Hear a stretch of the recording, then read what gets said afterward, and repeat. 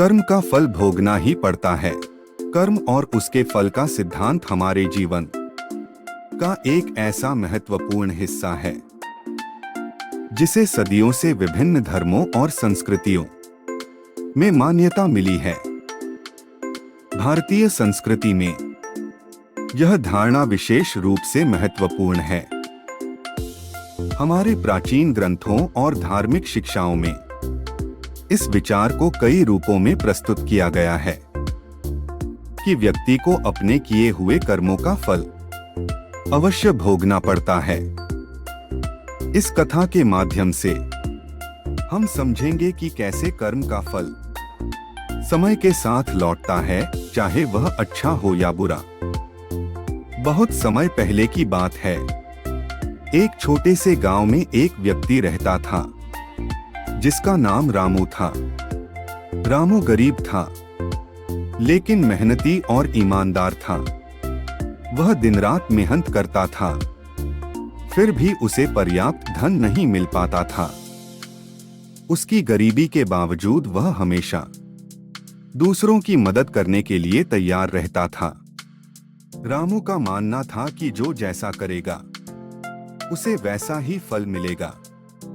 इसलिए वह हमेशा अच्छे कर्म करता था और लोगों को भी अच्छे कर्म करने की सलाह देता था।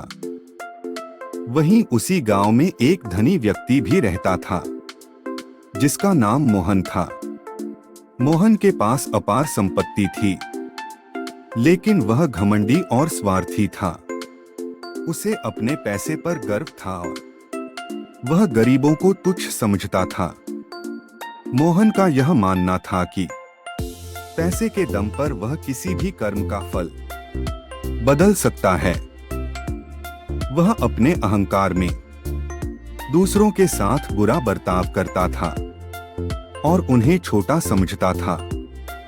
एक बार मोहन ने गांव के कई गरीब किसानों से उनके खेत सस्ते दामों में खरीदने का षड्यंत्र रचा। उसने अपनी ताकत और पैसे का इस्तेमाल करते हुए किसानों को उनके खेतों से बेदखल कर दिया।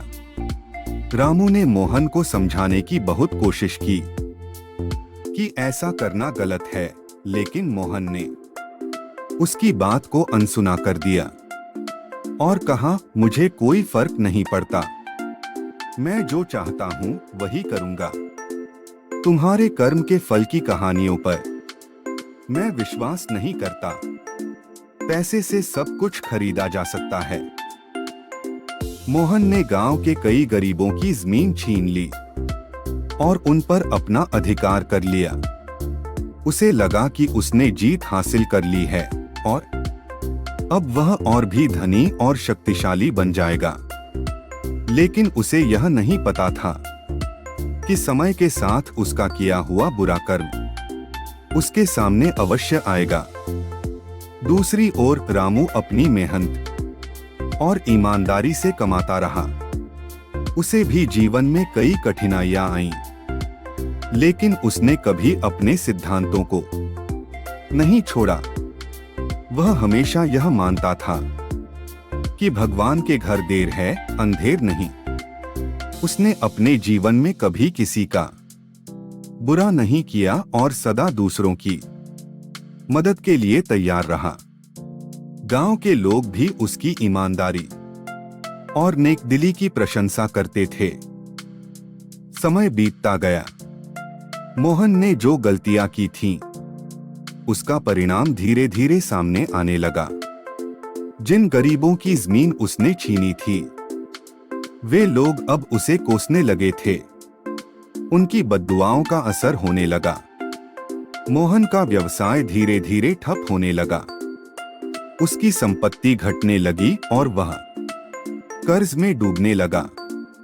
उसके साथी और मित्र, जो केवल उसके धन के कारण उसके साथ थे, अब उसे छोड़कर जाने लगे। मोहन अकेला पड़ गया और उसकी हालत दिन ब दिन खराब होती गई। उधर रामू ने अपने अच्छे कर्मों के कारण धीरे धीरे सफलता पाई। उसकी मेहनत रंग लाई और वह धीरे धीरे समृद्ध होने लगा। गांव के लोग उसकी तारीफ करने लगे और उसकी मदद करने के लिए आगे आने लगे। रामू की ईमानदारी और परिश्रम ने उसे एक दिन उस स्थान पर पहुंचा दिया जहां उसे समाज में आदर और सम्मान मिलने लगा। लोग उसकी मिसाल देकर अपने बच्चों को सिखाने लगे कि सच्चाई और मेहनत का फल देर से ही सही लेकिन मिलता जरूर है। एक दिन मोहन पूरी तरह से दिवालिया हो गया। उसके पास न तो धन बचा था, न ही कोई सहारा। वह अब अपनी गलतियों पर पछताने लगा। उसने समझा कि जो बुराई उसने दूसरों के साथ की थी, उसी का फल उसे अब भुगतना पड़ रहा है। मोहन ने सोचा, काश मैंने उस समय रामू की बात मानी होती और बुरे कर्म न किए होते। अब मैं बर्बाद हो गया हूँ। एक दिन मोहन ने रामू से मिलने का निश्चय किया। वह रामू के पास गया और अपनी सारी गलतियों के लिए माफी मांगी। उसने कहा, रामू तुम सही थे। उसने कहा, रामू तुम सही थे। मैंने जो बुरा कर्म किया उसका फल मुझे मिल चुका है। अब मुझे समझ में आ गया है कि इस दुनिया में अच्छे कर्म ही सबसे बड़ा धन है।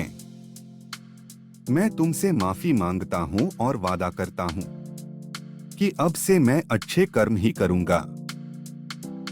रामू ने मोहन को माफ कर दिया और उसे सिखाया कि अब वह भी अपने जीवन में दूसरों की मदद करे और सच्चाई का रास्ता अपनाए। मोहन ने रामू की बात मानी और वह भी धीरे धीरे अपने जीवन को सुधारने में लग गया। इस कथा से यह शिक्षा मिलती है कि कर्म का फल भोगना ही पड़ता है।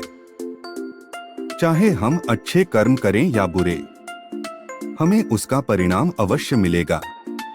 यह प्रकृति का अटल नियम है। इसीलिए हमें सदा अच्छे कर्म करने चाहिए ताकि हमें सुखद और सकारात्मक परिणाम मिलें।